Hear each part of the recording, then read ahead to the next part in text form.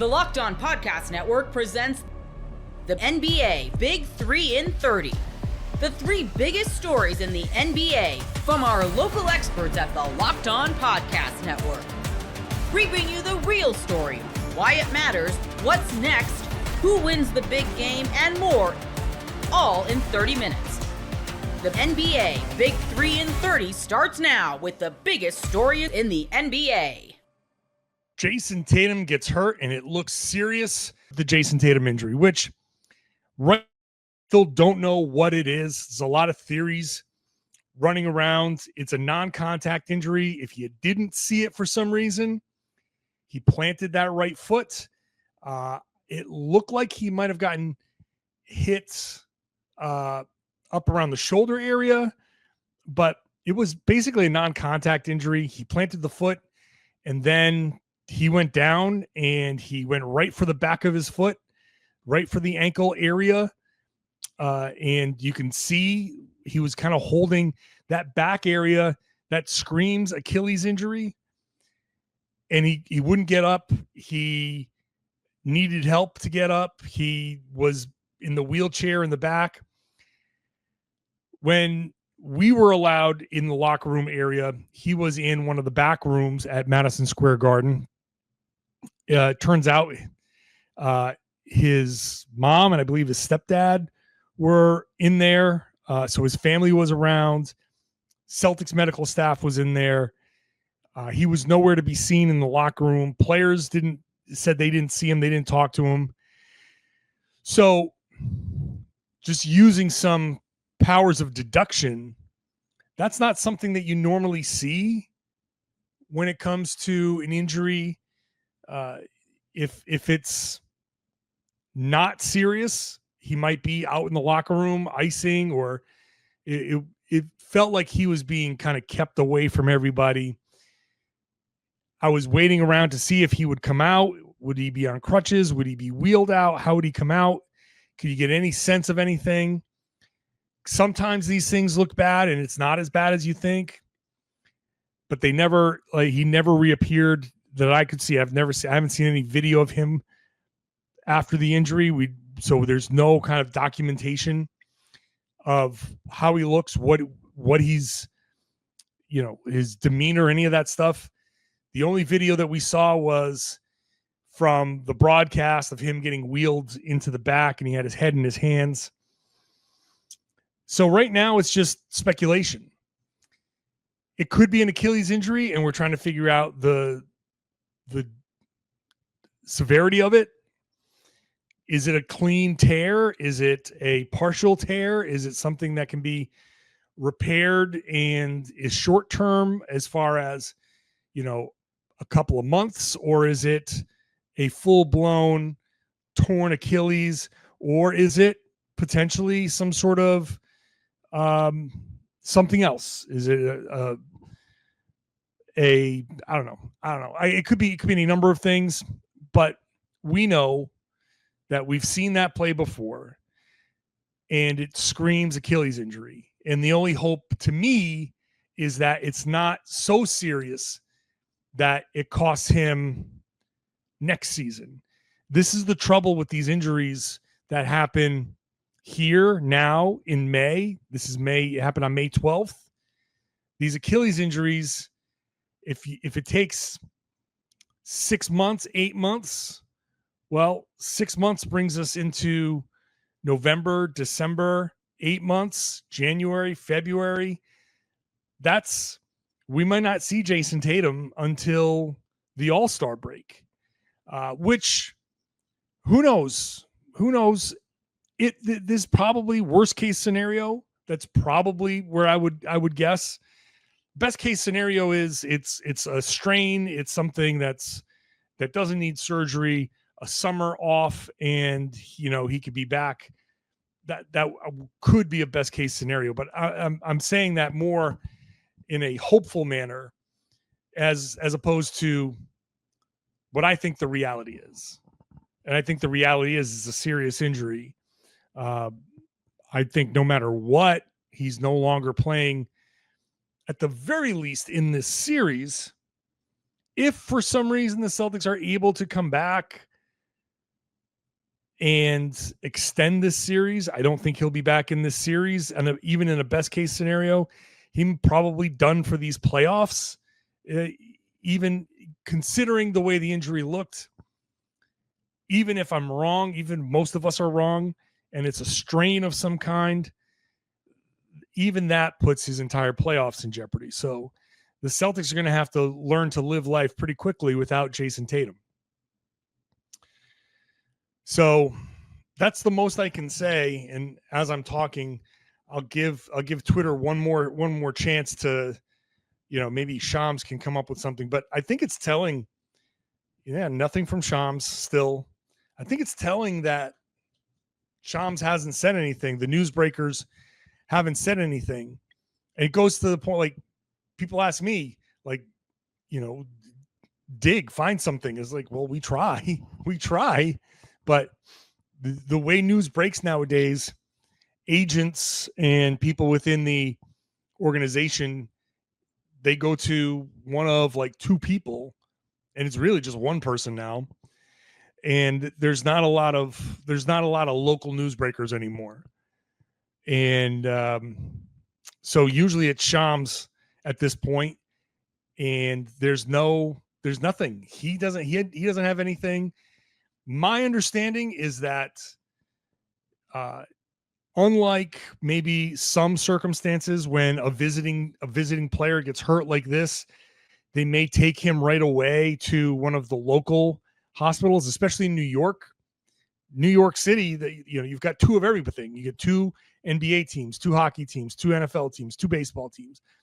There's a lot of orthopedic people around town here that know how to diagnose and all of that stuff. And from my understanding, Tatum hasn't seen any of the people around here. This is all being handled in-house by the Celtics. They're taking care of everything.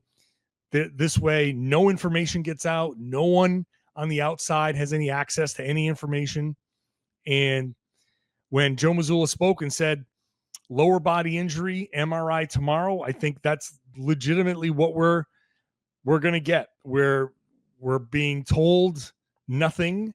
And I think Tuesday is MRI day, and that will be there will be an official stance. Now, by then, maybe Tatum's people will leak something to Shams and we'll know. But the team is circling the wagons, and right now there's nothing, no information. Think about when Damian Lillard got hurt. We knew within an hour there are fears of this being an Achilles tear. So the Celtics are keeping everything quiet.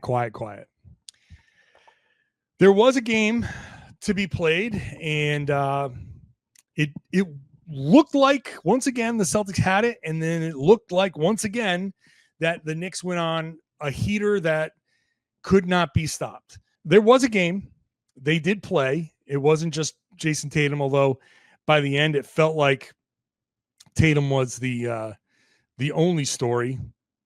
But once again, the Celtics looked good early. They got out to a big early lead, and the flow of the game was Celtics made a run. The Knicks had a little bit of an answer, and then the Celtics answered the answer, right? Celtics go on a run. Knicks make their little run, smaller run, 7-8 to, Boston would go on like a 13-4, and then Knicks would cut it down to like 7 or 8, and Celtics make another run. And they kind of went back and forth on that. Third quarter, Celtics get up 14. Once again, looking good. Here come the Knicks, make another run. And then the Celtics looked like they started to get a little confused defensively. The communication wasn't there. They lost Jalen Brunson a lot, and Brunson, for the first time this series, truly got going for an extended period of time, not just the fourth quarter. Once Brunson got going and Mitchell Robinson was in the game and they got a ton of offensive rebounds, Celtics were getting crushed on the second chance points. That combination was too much, and the Celtics just couldn't overcome it. All of a sudden, everybody on the Knicks was making shots. Brunson was making everything. Bridges started making everything. Anunoby was hitting 3-pointers.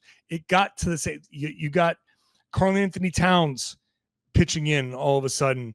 Robinson keeping plays alive. The Celtics defense let them down in a big way.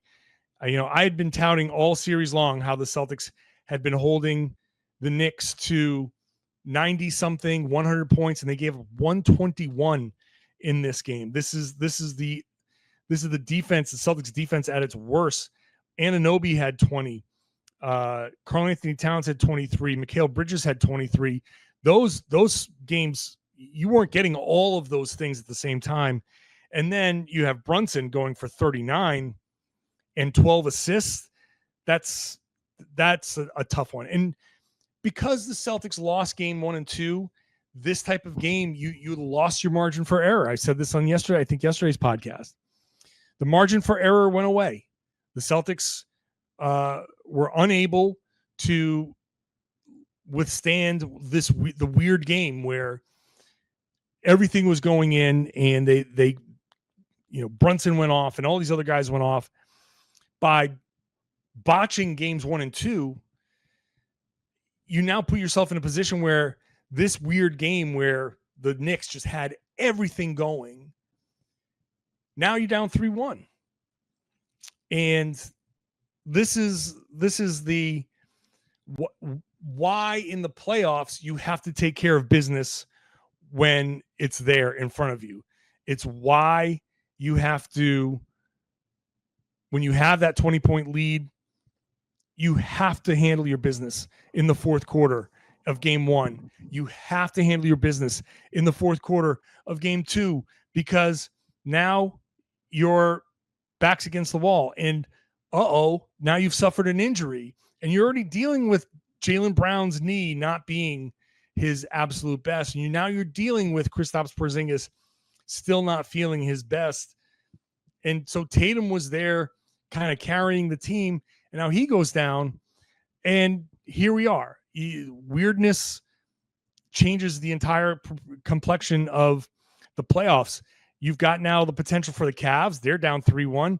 Cavs could be bounced. You get Pacers Knicks in the conference finals. One of Pacers or Knicks are going to the NBA finals potentially if neither of the Cavs nor the Celtics can figure something out and come up with a kind of a miracle.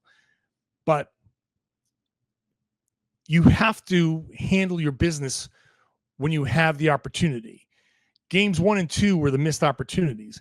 Game 3, a 14-point lead, still a good lead, but 9 minutes to go in the third quarter, up 14. Sure, there's a potential for that to that's not a stable lead at all. But the Celtics defensively, the way they lost Brunson was kind of bothersome, right? It was not great watching, confusion. Are you guys not the Boston Celtics? What's happening here? And a lot of this, I think, stemmed from starting with Kristaps Porzingis, who said he was feeling his, better, but clearly was not playing very well. He's been it's been disappointing. I'll put it that way. It's been disappointing for to watch Porzingis, to see him to literally disappear in game 1 because he just wasn't feeling well. And in game 2, same idea. Game 3, they didn't really need him, but he played well on defense. In game 4, they've needed him. They've needed him in these games. He's the key. He's the guy that unlocks so much against the Knicks. He's the guy that makes the switching impossible. The Celtics, I know I've said this a million times, but this is very, very similar to the 2023 playoffs where Brad Stevens said, you know what? We need that mismatch to go to. And Porzingis was going to be that guy. He should be that guy. He should have been that guy in this series. And he hasn't been there. Just hasn't. And the illness is an unfortunate thing. And some of it's not his fault. But, with Porzingis, it's just if it's not one thing, it's the other. If it's not the ankle, it's the knee. If it's not the knee, it's whatever. It's something. And now it's an illness.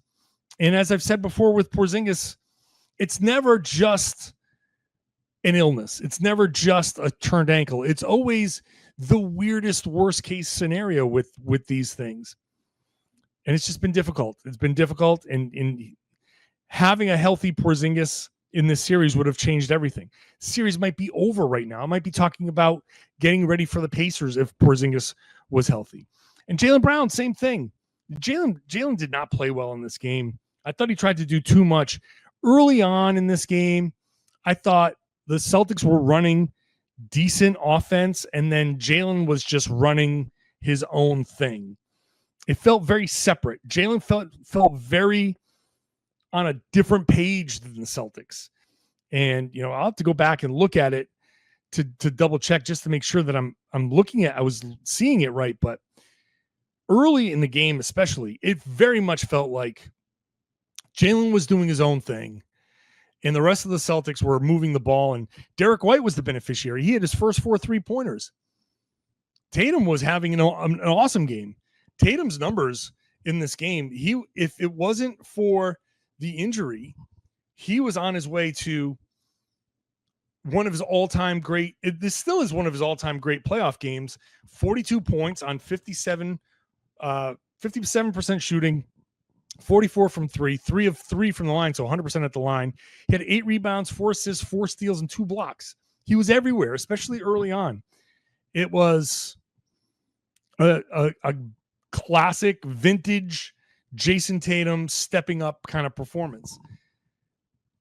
But Jaylen was not good. I don't know what was going on with Jaylen, but just too much dribbling, losing the ball. We're back to the Warriors finals. We're back to trying to do too much and losing the ball. I thought that lesson had been learned. There's nothing like the energy of a live game. Whether it's catching a last-minute Major League Baseball showdown or soaking up the excitement of an NBA matchup, finding great seats at a great price, though, that used to be a challenge until I found Gametime. With last-minute deals, all-in pricing, and the lowest price guarantee, Gametime takes the guesswork out of buying tickets. Plus, ticket prices actually drop as the beginning of the game gets closer, so you can score amazing seats at a great price. Take the guesswork out of buying tickets with Gametime. Download the Gametime app, create an account, and use code LOCKEDON for $20 off your first purchase. Terms apply. Again, create an account and redeem code LOCKEDON for $20 off. Download Gametime today. What time is it? Gametime. The Timberwolves win over the Warriors in Game 4. They're up 3-1 in the series. You are Locked On Timberwolves, your daily Minnesota Timberwolves podcast. The headline here, I should say, the final score is 7 points. If you didn't watch the game, it was a much bigger win than a 7-point win. It was, in fact, a 21-point game with 5 minutes left when Steve Kerr waved the white flag, brought a bunch of reserves in. The Timberwolves never fully did that, although Ant and Gobert were both off the floor at the end, and the Wolves ended up only winning by 7. Some concerning moments down the stretch there as they were, just kicking the ball away. But it skewed a bunch of these numbers, right? We're going to talk about the Wolves bench. We're going to talk about turnovers. It wasn't great early, but it was really bad late when it really didn't matter that much. So it skewed some of the overall box score stuff. So there's a lot to unpack beyond the box score in this game. We have to start, though, with Julius Randle. Julius Randle continues to just have a phenomenal postseason. And I've talked about him on almost every show over the last 3 weeks. And it's just incredible. He had a triple-double on Saturday in Game 3. This time out, he finishes with 31 points. He had 19 in the first quarter. I think he only had 1 bucket in the second quarter, but then he showed up big again late in this game. He knocked down his first 3 3-point attempts in this game. He had 31 points on 21 shots and really set the tone early for Minnesota. The first couple of possessions, the Wolves offense looked clunky. They had a forced shot. They had a turnover. Golden State was up, I think 5-0, 4-0, or 5-0. And then Julius Randle all of a sudden just started doing what he's been doing in the postseason, which is if he's open, he's going to knock down a 3. If he's got a one-on-one and somebody's, trying to crowd him and somewhat take away that 3-point shot, he's going to, get to the middle of the floor, dribble down to the 10, 12 foot mark and hit a tough leaner or fall away, really. That's what he's been doing. And also he's been just putting his shoulder down, getting into guys, including Draymond Green over the last couple of games, especially getting all the way to the basket. And he's hitting these runners off the glass that like seem to go down every single time. And it's that assertiveness. And we talked about in the Lakers series, it was about, hey, when they put two on the ball with and Julius gets the opposing defense in rotation and they're on their heels, he either gets a mismatch or he gets a rotating, member of the defense. He has to attack quickly and be decisive, take what the defense gives him and quickly. In this series, Golden State has gone through like different phases of how they put two on the ball. They generally haven't been as aggressive doing that against Ant. Game 3, they were, but that's also the Julius Randle triple-double game, and Ant was really good down the stretch in that game. In this game, they did a lot more zone, and that was partly what threw Julius off in the second quarter. But in the first quarter, the Warriors were trying to play it a little bit more straight up, and the Wolves were just running the offense to Julius Randle, and it worked great. Not something I ever would have thought I'd be saying, going back to, frankly, when the trade happened in September. But in the midst of, November and December, I would not have said, in mid-May in a game near, second round of the playoff series, the Wolves are going to run their offense intentionally through Julius Randle, not just because they have to, not because Ant's out or anything, just because they want to. Like, that's what they were doing. And I talked about this on yesterday's show coming out of game 3, was just playing Ant off the ball has worked so much better for Minnesota. And that was another thing they did in this particular game. And the assist numbers weren't great for Minnesota. The offensive flow wasn't great. I mean, they finished with 22 assists and 19 turnovers in this game. It was a lot more ISO ball. And at times the ball movement was really good, but it was really passes that were leading to drives. And I bet, I didn't pull exactly when all the assists happened, but I bet the vast majority of those 19 assists happened in the middle of the game. Second and third quarter is where a lot of those assists came, no doubt, especially the third quarter when they scored 39 points, because that's when the ball movement was crisp. It was humming around the perimeter, and the Wolves were getting the Warriors in rotation. And Golden State has a really good defense. We talked about that extensively on Monday. Like, this is a really solid, better than solid. Again, since the Jimmy Butler trade, this is, I remind you, was the best defense in the NBA post-trade deadline. And losing Steph doesn't really change that a whole lot. And so for the Wolves to hang 117 on them on 49+% shooting and 47% from three is really solid, better than solid. So Julius Randle's first quarter really set the tone. With all of that, though, Ant got out to a little bit of a slow start. They weren't getting a whole lot else. Like, Conley missed some shots early. Rudy wasn't getting involved. Minnesota was still down a point at the end of the first quarter. Second quarter, the offense was getting going for Minnesota, but the defense, there was no urgency. They weren't getting up into guys. Golden State was getting far too many free drives to the basket. When Rudy was off the floor, the paint defense was non-existent. There was no low man help from Minnesota. It was just the second quarter was really a debacle defensively. They gave up 32 points to a Steph-less Warriors team, and they were about to be down 5 at halftime, except for Anthony Edwards hits a 3 nearly at the logo over a double team.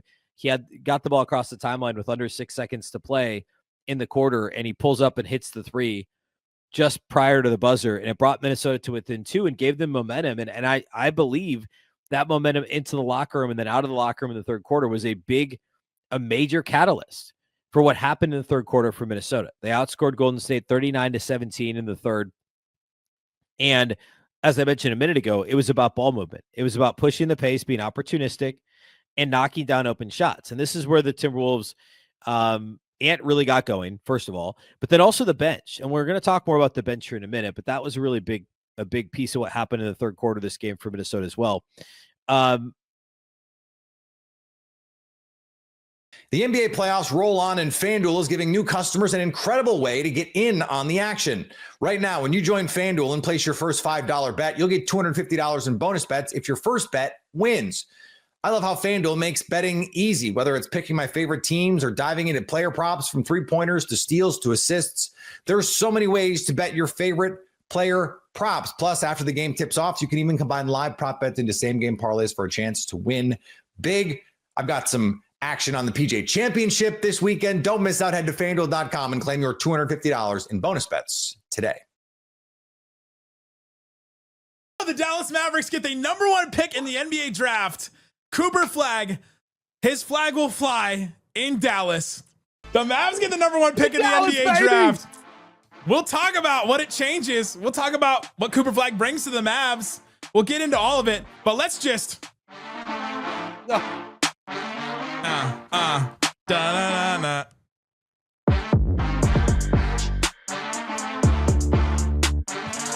Listen.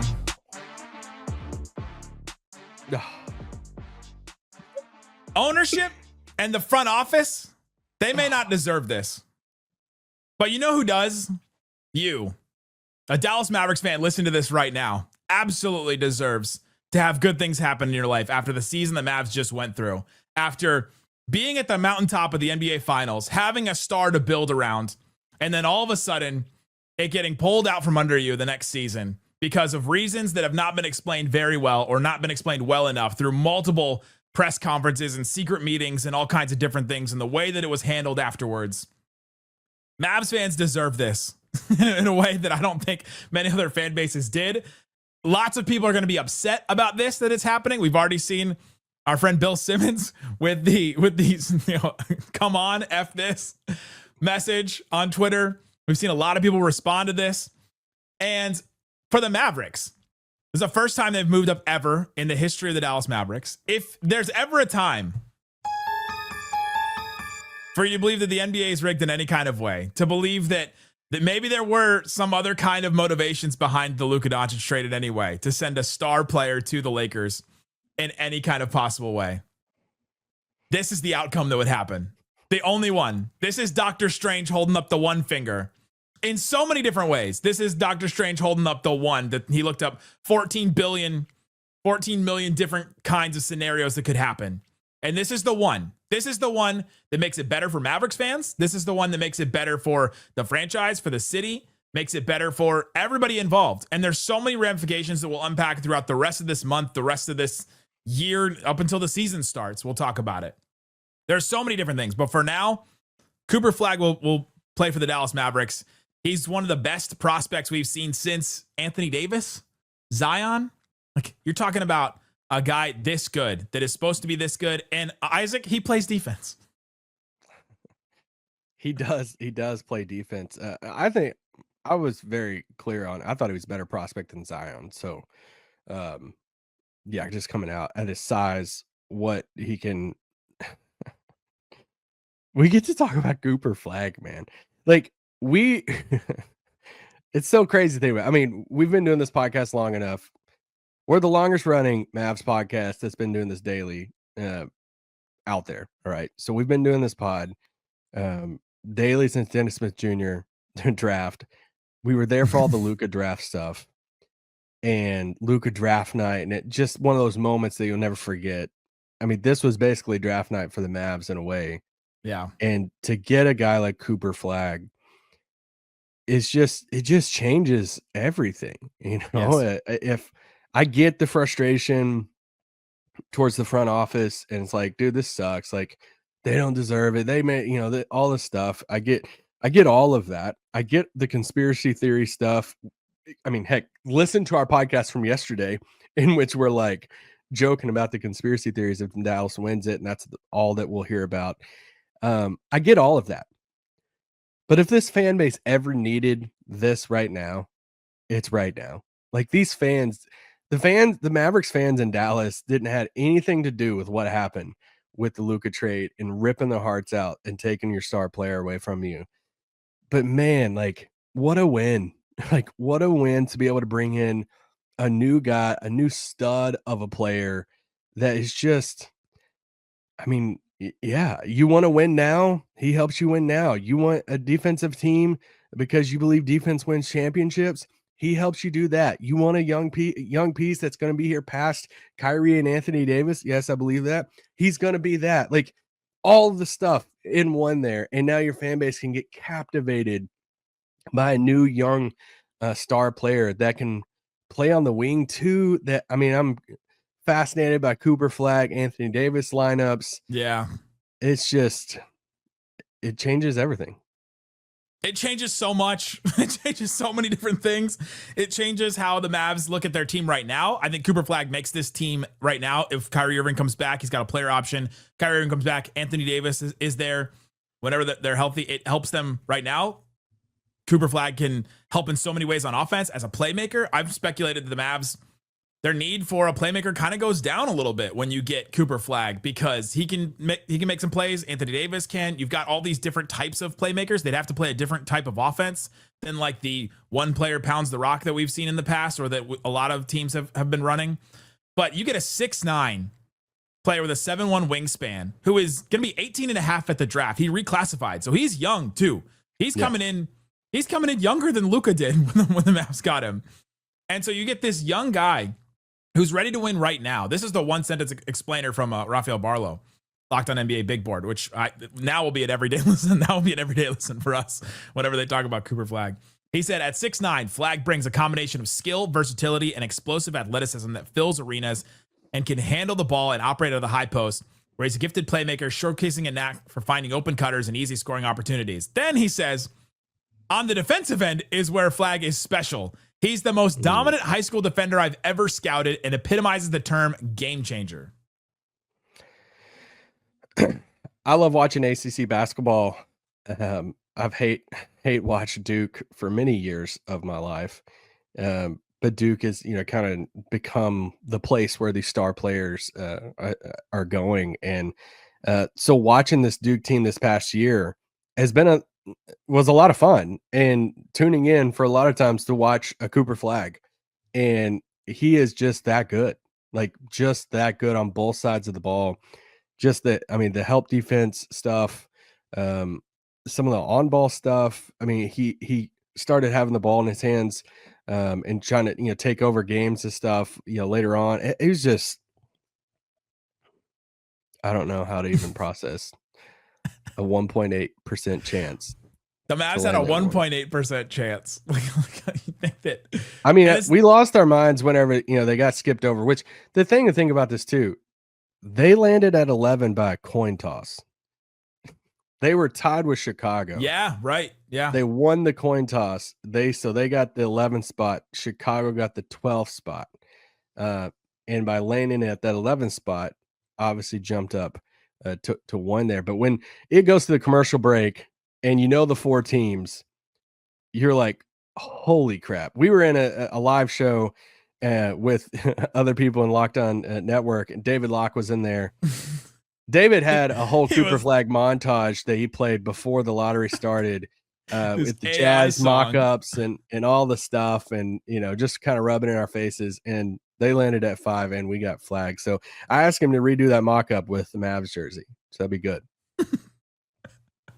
You're going to see a bunch of Photoshops. You're going to see a bunch of things. And Cooper Flagg's going to bring in a different fan base now to the Mavericks that is going to follow him from Duke. It's obviously a huge fan base there. We also got Cooper Flagg and Derek Lively. And that, even after Anthony Davis is gone, could be a front court of the future for the Mavericks.